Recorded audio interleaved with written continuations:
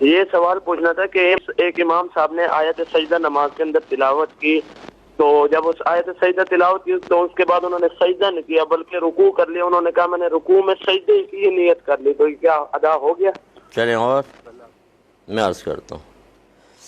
دیکھیں یہ تو لکھا ہے فقہا نے کہ اگر کوئی آیت سجدہ پڑھتا ہے، یہ منفرد کے لیے تو خاص طور پہ یہ ہے کہ وہ رکوع میں جاتا ہے اور اسی میں قصد و ارادہ کر لے تو ہو جائے گا.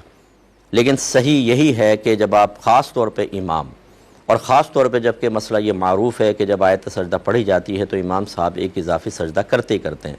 جیسے تراویح کے اندر آپ دیکھیں، تراویح میں بھی تو بعد میں رکوع ہو رہا ہوتا ہے. اگر امام صاحب اس میں رکوع میں نیت کر لیں تو، لیکن اس میں کہہ دیتا ہے حافظ قرآن کہ میں ابھی آیت سجدہ پڑھوں گا اور ہم سجدہ کریں گے، لہذا جیسے ہی وہ آیت سجدہ پڑھتے ہیں سجدے میں چلے جاتے ہیں، پھر اٹھ کے باقی قرات کمپلیٹ کرتے ہیں، پھر رکوع، پھر سجود وغیرہ کرتے ہیں.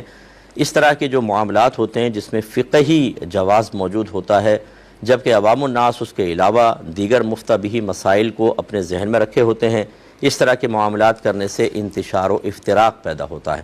لہذا امام صاحب کو اس سے اجتناب کرنا چاہیے، اور حکم یہی ہے کہ جیسے ہی آیت سجدہ پڑھیں سجدے میں چلے جائیں، مقتدیوں کو پہلے بتا دیں کہ آیت سجدہ ہے. اور ورنہ عام حالات میں آیت سجدہ پڑھیں ہی نہیں، کیونکہ اس سے ہوتا ہے بڑا پرابلم.